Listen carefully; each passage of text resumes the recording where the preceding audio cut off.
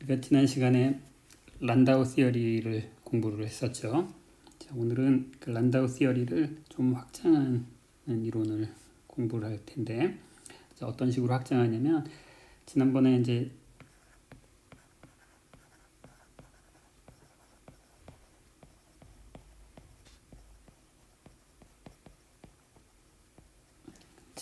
소개한 그 란다우 이론이라고 하는 것은 이제 전체 시스템의 성질이 오더 파라미터 하나의 값에만 의존하는 그런 특징을 갖고 있었어요. 그래서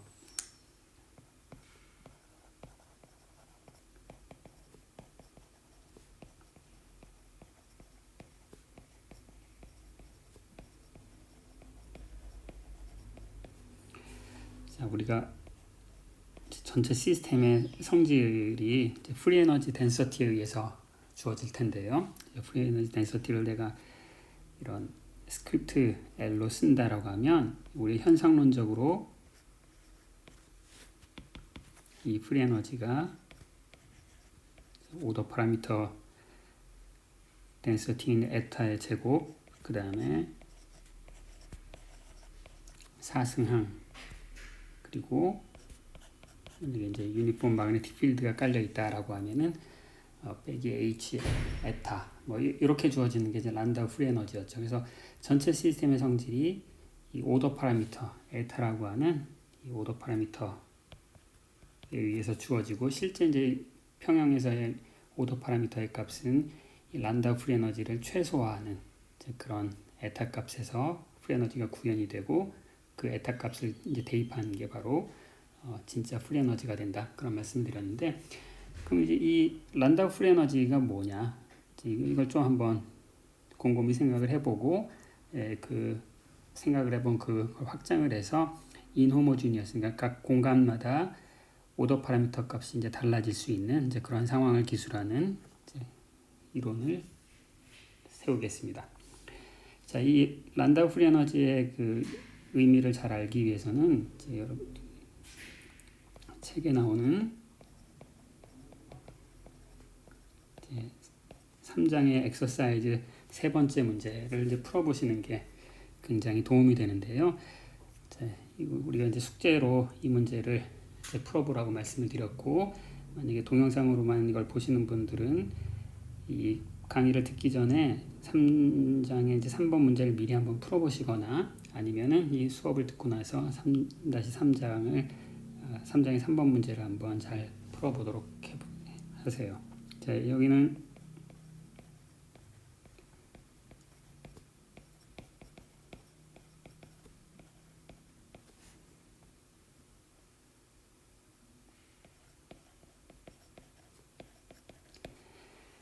소위 이제 허버드 스트라토노비치 트랜스포메이션이라는 걸 이용을 해서 우리가 이 아이징 모델의 파티션 펑션을 일종의 이제 컨티뉴어스 필드에 대한 모델로 이제 바꾸는 이제 그런 테크닉이 됩니다. 그래서 우리가 아이징 모델의 파티션 펑션이라고 하는 것은 모든 스핀들의 값이 이제 플러스 마이너스 뭐 1의 디스크리트한 값을 가질 텐데, 그런 모든 가능한 스핀 컨피그레이션에 대해서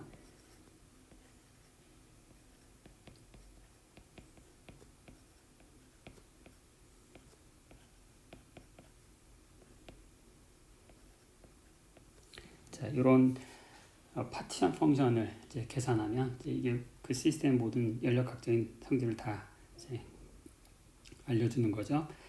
여기서 이제 아인슈타인 컨벤션을 사용했습니다. 똑같은 인덱스가 들어가면은 자동적으로 썸메이션 기호가 있다라고 생각하시면 되고요.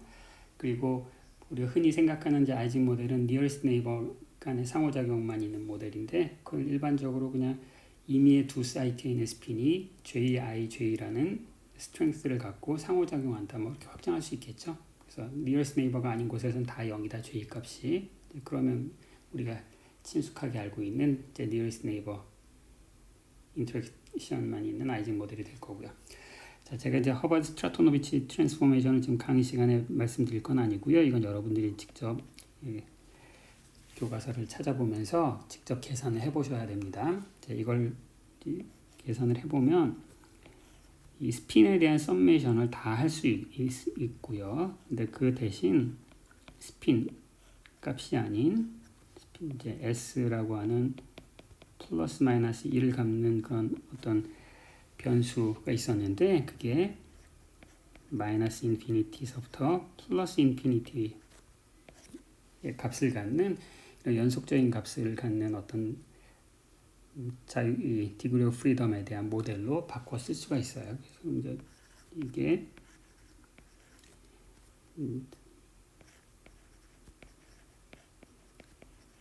이런 연속적인 값에 대한 걸 쓸 수 있고 이때의 s를 우리가 이제 흔히 액션이라고 불러요. 액션이라고 불러도 되고 아니면 이제 프리 에너지라고 얘기를 해도 되고요. 자, 액션은 이런 컨티뉴어스 필드의 함수로 주어지고요. 이 결과만 제가 한번 써드리면은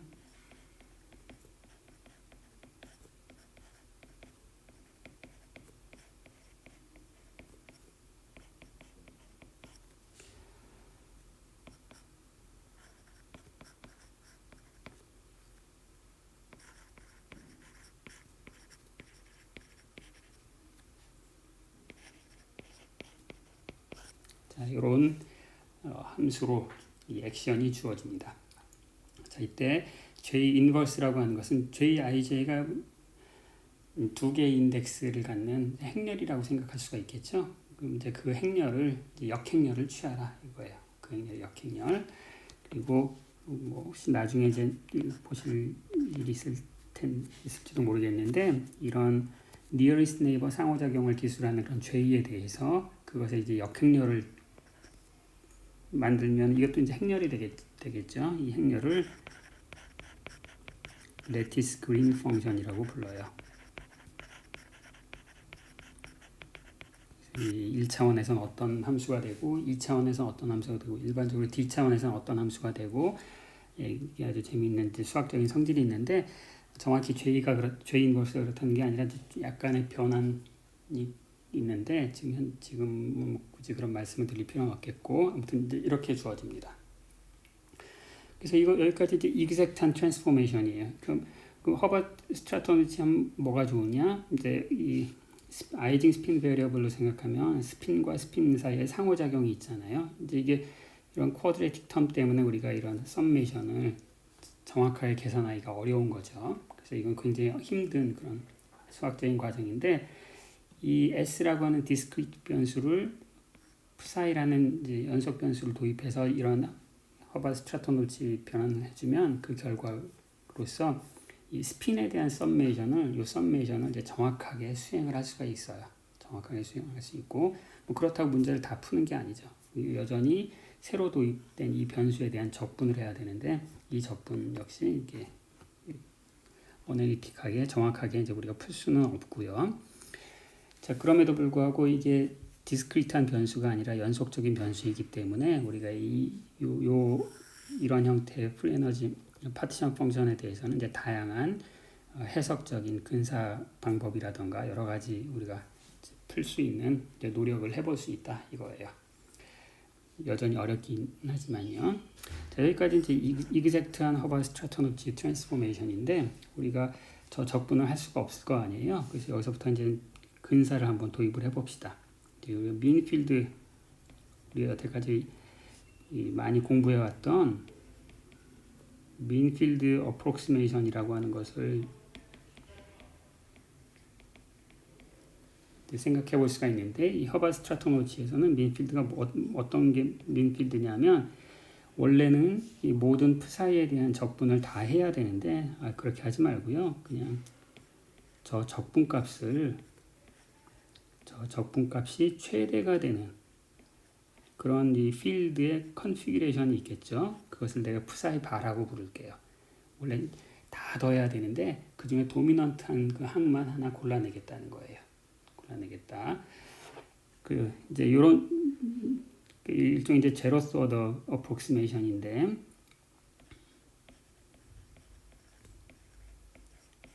이 psi 바라는 것은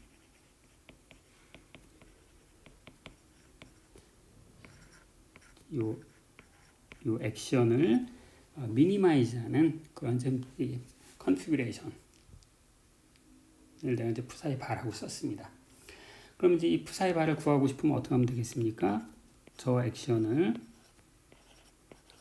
푸사이로 편미분해서 이게 0, 이 조건을 만족하는 게 바로 이제 푸사이를 찾는 게 되겠죠. 그래서 이걸 이제 실제로 미분을 해서 구해보면은 우리가 푸사이가 만족해야 되는 그런 관계식을 얻을 수가 있고요.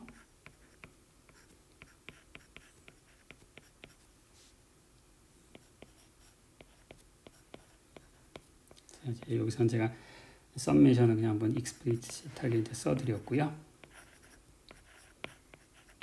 자, 이런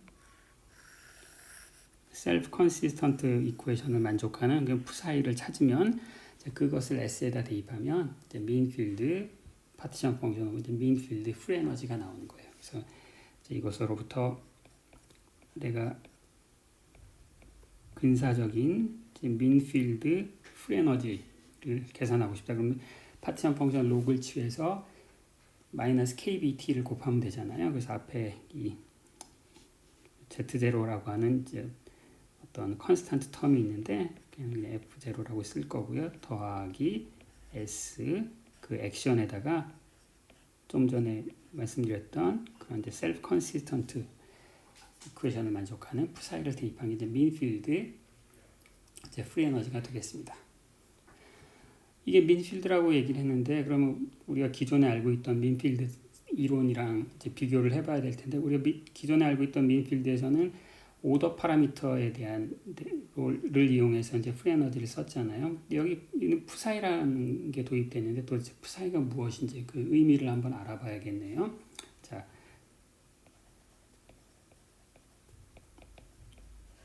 이 푸사이라고 하는 것은 그냥 이 허버드 스트라토노비치라고 하는 그런 수학적인 변환에 의해서 도입된 어떤 그런 추상적인 어떤 보조 변수 같은 것인데 자, 실제로 이게 이제 물리적인 의미가 있어요. 내가 예를 들어서 i번째 스핀의 평균값을 계산하고 싶다. 평균값을 계산하고 싶어요. 그럼 우리가 얘는 이제 프리 에너지를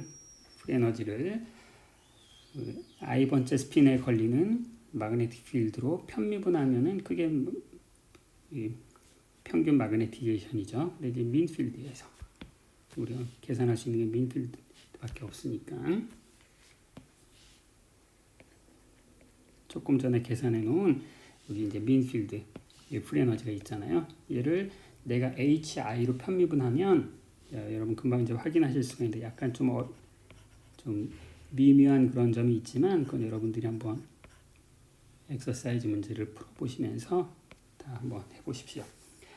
그 푸사이 i라고 하는 게 다름 아닌 걔를 탄젠트 하이퍼볼릭을 취하면 그게 우리가 물리적으로 측정하는 그런 평균 마그네티제이션이 됩니다. 그래서 요것을 요 관계식과 그다음 좀 전에 이제 푸사이가 만족하는 셀프 컨시스턴트 이퀘이션을 도입을 했는데 내가 이것을 전부 마그네티제이션에 대한 셀프 컨시스턴트 이퀘이션으로 바꿔 쓸 수가 있겠죠.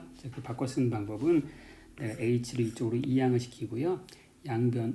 그리고 양변을 탄젠트 하이퍼볼릭 함수를 취하면 얘가 이미 m이죠, m. 그래서 h를 이쪽으로 옮기고 탄젠트 하이퍼볼릭을 씌워주면은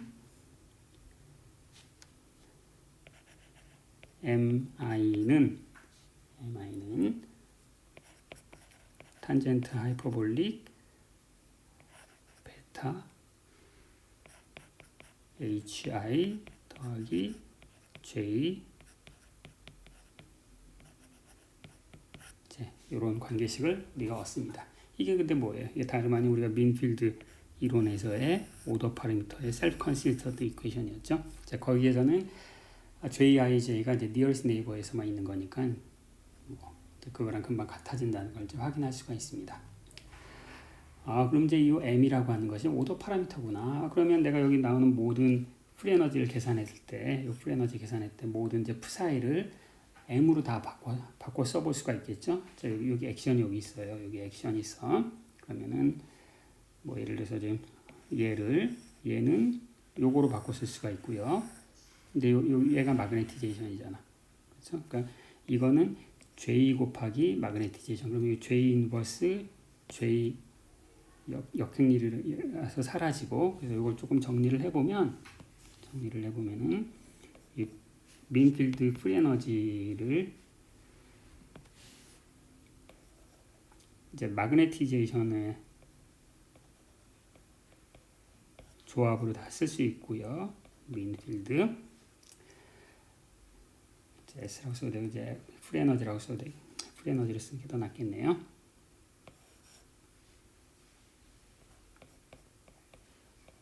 민필드 프리에너지를 마그네티제이션의 함수로 이제 바꿔 쓸 수가 있고요. 바꿔 써보면은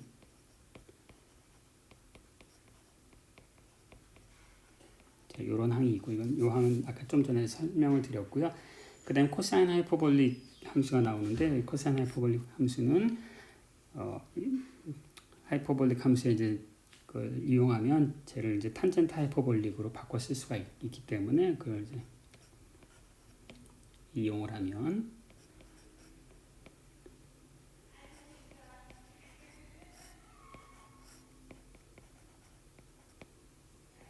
자, 요게 그 허바드 스트라토노비치 트랜스폼을 통한 그 정확한 민필드 프리에너지 함수가 됩니다. 자, 제가 이제 이걸 보여드린 이유는 이 란다 프리에너지에서 이 함수꼴의 의미가 무엇인지 이제 알아보자 하고서 여기까지 시작을 해서 여기까지 왔는데, 이 민필드 프리에너지의 모양을 보면 여러분들이 그 앞서 했던 민필드 이론이랑 조금 다른 것을 금방 눈치챌 수가 있어요. 어떤 걸 다른 걸 눈치챌 수 있냐면은 원래 민필드 프리에너지는 이상하다. 얘는 뭔가 에너지 빼기 엔트로피 뭐 이런 거였잖아. 이게 프리에너지죠. 물론 이제 민필드를 생각해야 되고, 그런데 이 에너지라고 하는 것이 뭐였냐면 민필드에서는 이 에너지라고 하는 것이 다른 색깔로 쓸까요? 민필드에서는 이 에너지가 뭐였냐면은 마이너스 2분의 1 MIJ IJ MJ, 그렇죠? 그 다음에 마이너스 HI MI, 이게 민필드에서의 평균 에너지였고요. 그 다음에 엔트로피는 어떻게 됐습니까? 엔트로피는 제가 지난번 수업 시간에 인포메이션 엔트로피를 이용해서 이 엔트로피를 표현할 수 있다라고 했잖아요. 모든 i에 대해서 마이너스 2분의 1 더하기 mi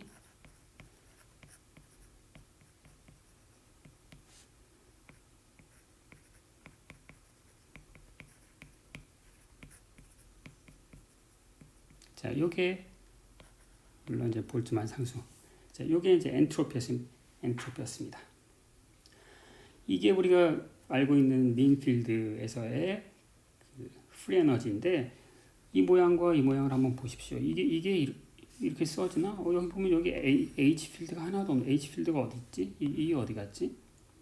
더군다나 에너지는 이 페로마그네틱 인터랙션이기 때문에 m 곱하기 커플링 컨스턴트 앞에 마이너스가 있어야 되는데 여기 플러스네. 여기 이거 뭔가 이상하네. 이상해 보이지만 근데 실제로는 이상하지가 않아요. 왜 이상한 게 아니냐면, 여기 보시면 마치 그냥 아무 생각 없이 보면 여기가 에너지고 여기가 엔트로피 항처럼 보이지만 사실은 그렇지 않아요. 여기 보시면 엔트로피랑 여기랑 한번 비교를 해보세요. 비교를 해보면 금방 이제 알 수 있는 게 뭐냐면은 여기에는 요 m에 관련된 항이 없네. 이제 앞에 2분의 1 로그 2분의 1 더하기 m 2분의 1, 요것만 따지면 바로 정확히 이제 여기가 나와요. 근데 요 m에 의존하는 항이 여기 포함이 안 돼 있어요. 그래서 여기 나오는 요 두 개 항을 가지고 잘 정리를 하고 그 다음에 여기 민필드 m이 만족해야 되는 셀프 컨시스턴트 이퀘이션을 잘 열심히 해보면, 이건 여러분이 한번 해보십시오. 이거 되게 좋은 엑서사이즈가 되는데, 실제로 이걸 해주면은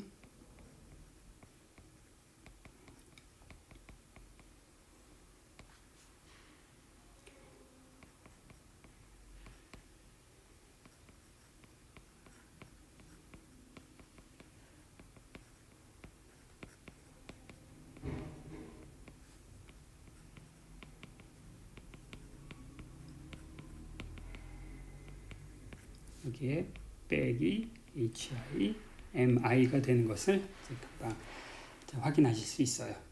자, 이건 이제 트리비얼하지 않은데 여러분들이 한번 확인하시면 되고, 자, 그럼 이제 이거하고 란다우 프리 에너지를 비교해 보면 내가 이 프리 에너지 꼴을 이거를 여기 꼴을 이제 m에 대해서 테일러 전개를 하면 여기서 여기 로그를 테일러 전개를 열심히 하면 여러분 금방 뭘 알 수 있냐면은 m에 대한 제곱항이 이제 요항이 나타나고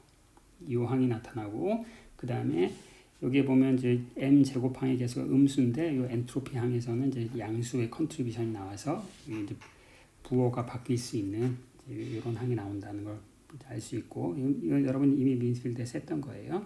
그 다음에 여기서 m의 사승항이 바로 여기 나오고 이게 여기 나오고.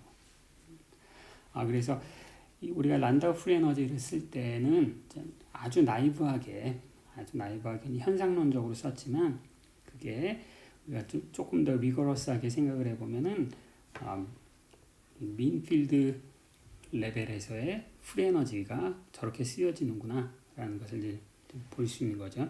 여기서 민필드의 의미는 현재 이 레벨에서의 민필드의 의미라고 하는 것은 파티션 펑션을 전체 모든 플럭추에이션을 다 고려해서 프리 에너지가 높거나 낮거나 모든 애들을 다 더해서 다 모아놔야 되는데 그렇지 않고 한 가지 컨피그레이션 열정 요동을 다 무시한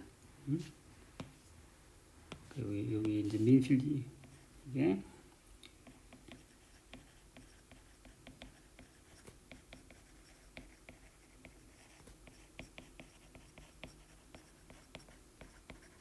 서머 플럭추에이션을 하나도 남김없이 다 무시한 이제 그런 이론이 바로 란다우 프리 에너지고, 저기에서 에타라고 하는 것이 실제로 이제 오더 파라미터와 이제 관련이 있구나 이제 이런 것을 짐작할 수가 있고요. 그리고 이 허버드 스트라토노비치 트랜스폼을 이제 곰곰이 쳐다보면은 앞에서 한 거는 우리가 공부했던 거는 여기서는 유니폼 필드였잖아요. 마그네틱 필드도 모든 곳에 필드 값이 h였고 따라서 모든 곳의 오도 파라미터도 에타였단 말이죠. 그런데 이 허버드 스트라토노비치를 보면 거기에서 출발한 이 최종적인 이후 결과를 보면 여기는 내가 각 사이트에 의존하는 마그네틱 필드를 이제 가할 수도 있고 따라서 각 사이트마다 오도 파라미터 값이 다 다를 수 있는 그런 식으로 우리가 란다우 이론을 이제 확장할 수가 있는 거죠. 따라서 이런 관점에서 우리가 이제 호모지니어스하지 않은 인호모지니어스 시스템을 공부할 수 있는 어떤 이제 스타팅 포인트가 이제 마련이 된 거죠. 그렇죠? 자, 그래서 우리가 이제 이런 스트라토노비치 트랜스폼에 기반해서 우리가 란다우 이론을 이제 확장할 수도 있지만 사실은 이제 그거보다 역시 우리가 란다우 이론이 현상론적으로 우리가 그냥 쓴 거 아니에요. 물론 이제 결과적으로 그게 이제 좀 타당한 면이 있는 거죠. 민필드 이론의 한 형태구나. 그러면 그냥 우리가 호모지니어스하지 않은 케이스에서도 그 현상론적으로 한번 쓸 수 있는 방법이 없겠는가? 그것도 한번 생각해 볼 수가 있겠죠. 자, 그게 실제로 가능하고 그걸 가능하게 해주는 것이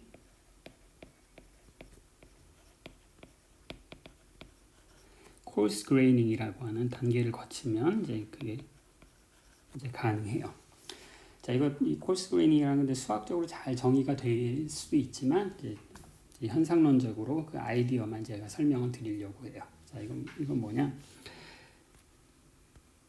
우리가 이제 아이징 모델이 정의된 레티스가 이렇게 있죠. 처음에 우리가 출발한 것은 이제 레티스 상에서의 아이징 모델이에요. 자, 일부러 이렇게 촘촘하게 그렸습니다. 사실 이제 전체 시스템 이제 이만큼 있는 거고요.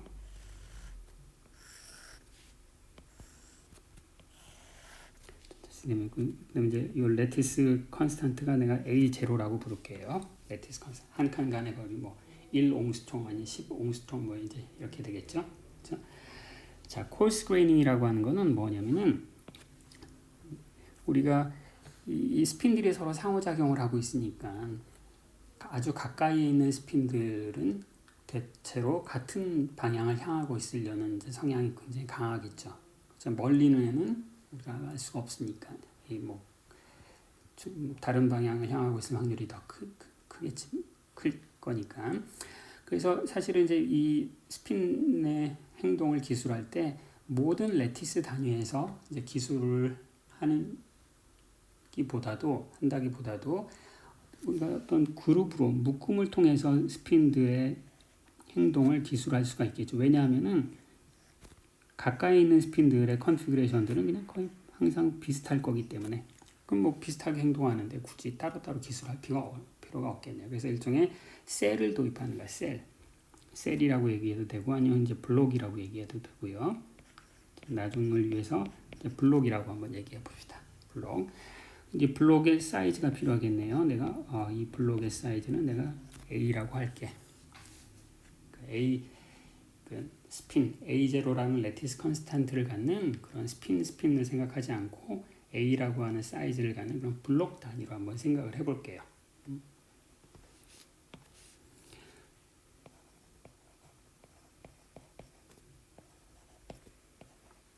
이제 각각의 블록의 위치가 있겠죠. 이 블록의 위치.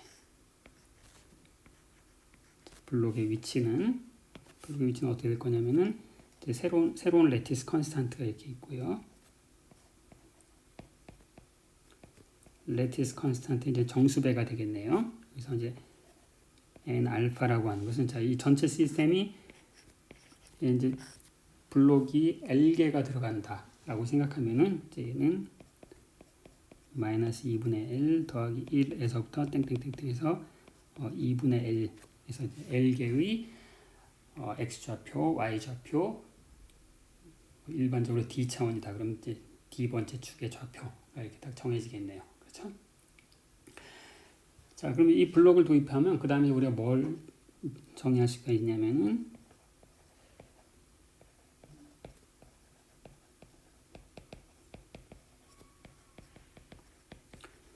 코어스 그레이닝 필드라고 하는 것은 그 블록의 스핀의 대표값을 이제 지정하자는 거야. 스핀의 대표값은 어떻게 하면 되냐면 그 블록 안에 포함되어 있는 모든 레티스 사이트. 그 레티스 사이트가 몇 개가 있습니까? 레티스 사이트가 A, D 승계가 있겠네요. A, D 승계. 자, 여기 A, D 승계 엄밀하게 얘기하면 A 나누기 A0인데 그냥 A0를 1로 놨다고 칩시다. 그래서 이제 자, 이런 필드를 한번 생각해 보겠습니다.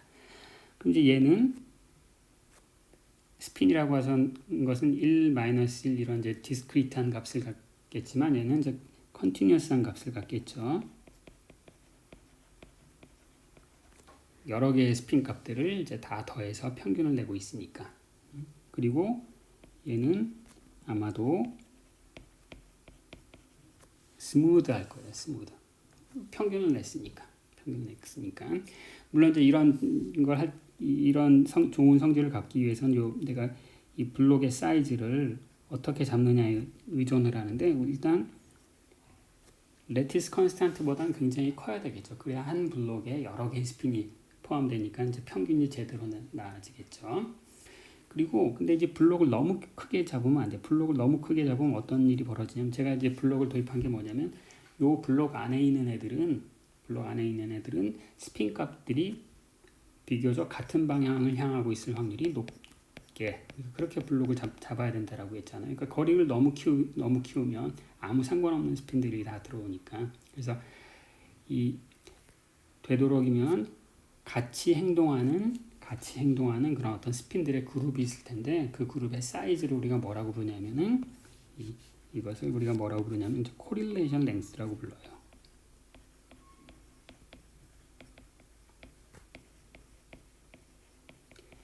거리가 그만큼 떨어져 있는 애들끼리는 서로 같은 방향을 향하고 있을 확률이 높다. 그런 이 코릴레이션 랭스에 대한 정확한 데피니션은 이제 뒤에 배우게 될 거예요. 교과서에서는 이제 코릴레이션 랭스에 대한 언급이 많이 나오고 있는데 저는 아직 한 번도 코릴레이션 랭스를 정확하게 디파인하지 않았습니다. 이제 뒤에 다음 주 수업할 때 이제 코릴레이션 랭스를 정확하게 이제 공부하게 될 거예요. 아무튼 이제 그런 어떤 길이가 있다고 칩시다. 얘는 온도에도 의존하고 그러는데 아무튼 이 블록의 사이즈는 마이크로스코픽 랭스 스케일보다는 굉장히 크고 매크로스코픽한 랭스보다는 굉장히 이제 작게 할 거예요. 이제 개념적으로 이렇게 하자는 거예요. 자, 그러면 우리 파티션 펑션 한번 써봅시다. 파티션 펑션은 자, 모든 스핀에 대해서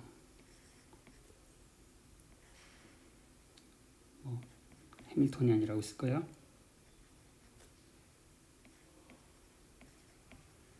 자, 이게 이제 파티션 펑션이죠. 파티션 펑션이에요.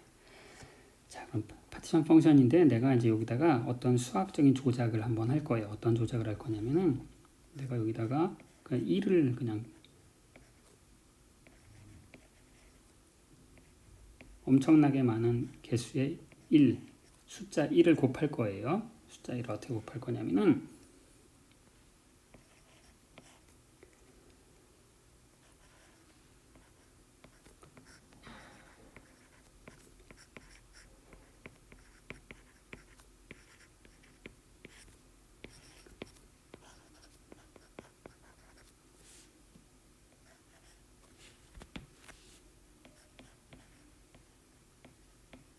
자, 이거 썼어요. 그래서 이제 여기 새로 추가된 요 항을 보면 그냥 숫자 1이죠.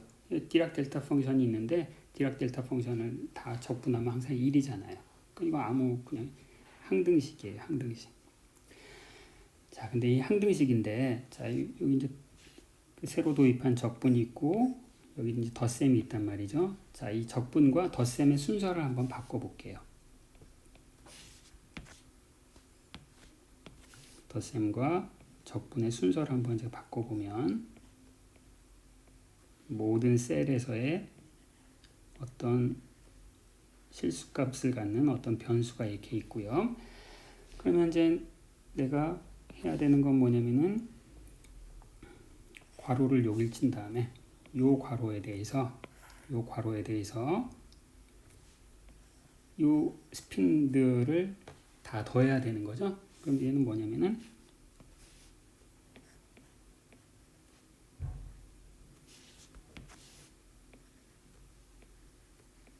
이제 스핀들을 이제 더해야 되는데 저 델타 펑션 때문에 모든 스핀 2의 n승계의 모든 스핀 컨피그레이션을 다 더하면 안 되고 어떤 제한 조건을 만족하는 그런 스핀 컨피그레이션에 대해서만은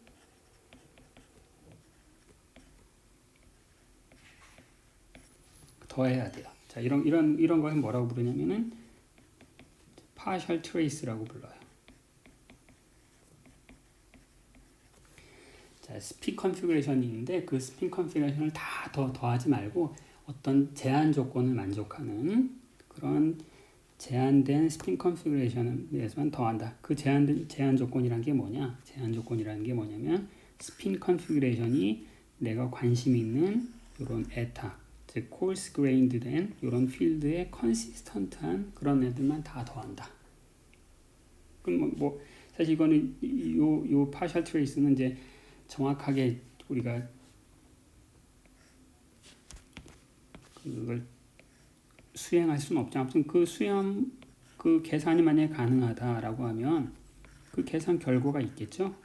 자, 그 계산 결과가 뭐냐? 다름 아닌 내가 이렇게 쓰자는 거야. 이렇게. 그 계산이 이제 엄청 어려울 건데 당연히 어렵겠죠. 어려우면 이제 우리의 스핀에 대한 썸메이션은 다 끝난 거고 그 나머지 어떤 결과가 있는데 그 나머지 모든 결과를 exponential 마이너스 베타 L이라고 하는 그런 함수로 다 때려 넣자. 그리고 요 때려 넣은 요것을 우리가 뭐라고 부르냐면은 란다우 긴즈버그 프리에너지라고 불러요. 란다우 긴즈버그. 그럼 이제 아까 말씀드렸지만 저 파셜 트레이스는 취하기가 굉장히 어렵다고 했는데 뭐 이걸 앞서 보여드렸던 허바드 스트라토노비치 그런 걸 이제 잘 연관지어서 생각하면 우리가 현상론적으로 정확한 계산은 못하지만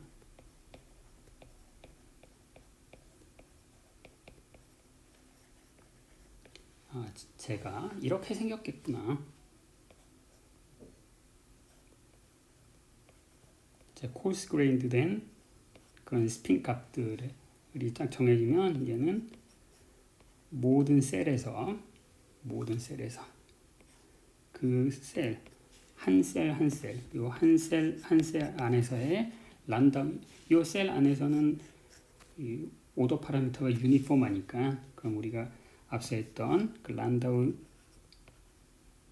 그 디스크립션이 성립할 거다라는 이제 가정하에 이제 이렇게 될 거예요.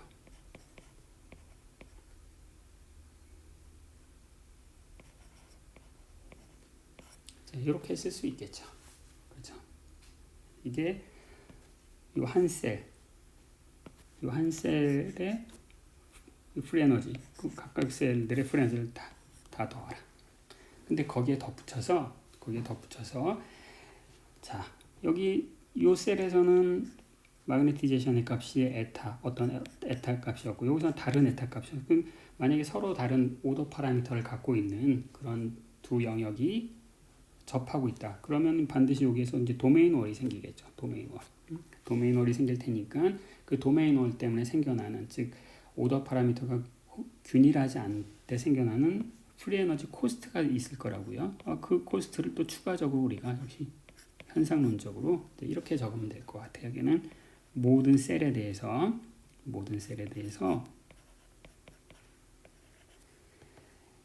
각각의 셀 나의 오더 파라미터와 그 다음에 거기서 내가 이제 요것을 이게 뭐냐면 이제 2차원이다 그러면은 내 nearest neighbor를 향하는 그런 어떤 벡터라고 칩시다. 그냥 수학적인 노테이션입니다. 그래서 나랑 나의 오더 파라미터와 내 친구의 오더 파라미터가 다르면 그러니까 이제 절대값에만 의존할 테니까 제곱을 하고 여기 이제 A를 써주면 이렇게 하면은 오더 파라미터가 균일하지 않을 때의 프리 에너지 코스트를 우리가 쓸 수가 있겠네요. 그렇죠? 그래서 자, 이렇게 해서 이 정의된 이 프리 에너지를 우리가 란다우 긴즈버그 해밀토니안이라고 불러요. 자, 그럼 이제 여기서 아마도 여러분들 여기까지는 동의할 수 있을 것 같아요. 아마도. 근데 이건 좀 이해가 안 되네. 내가 이제 설명한 대로 오더 파라미터가 다른 값을 가지면은 그럼 그 사이에 도메인 월이 생길 테니까 그 도메인 월의 에너지 코스트를 적어두자. 그런 거 말은 그럴듯한데 좀 약간 미심쩍을 수가 있어요. 근데 사실은 요 꼴도 앞서 이 허바드 스트라토노비치에서 얻은 요 해밀토니안은 요 에너지 형태를 잘 쳐다보고 있으면 여기에 그레디언트 같은 것이 하나도 없는 것처럼 보이지만 실제로 이 안에 그레디언트가 숨어 있는데 저는 수업 시간에 설명하지 않겠고요. 이건 여러분들이 골덴펠트 책에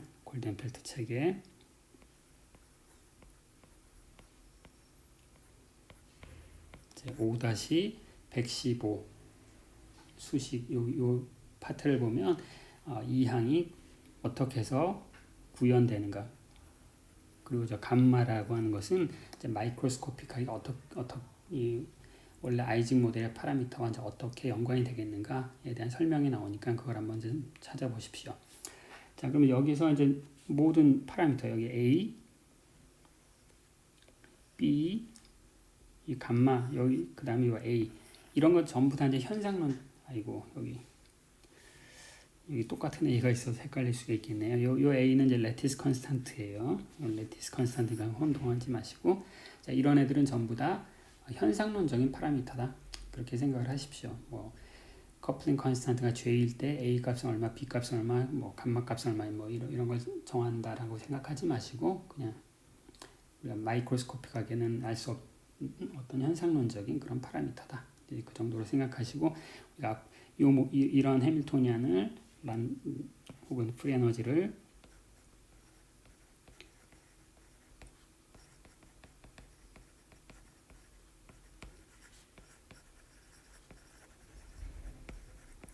만더 긴즈버그 프리 에너지라고 불러요. 자,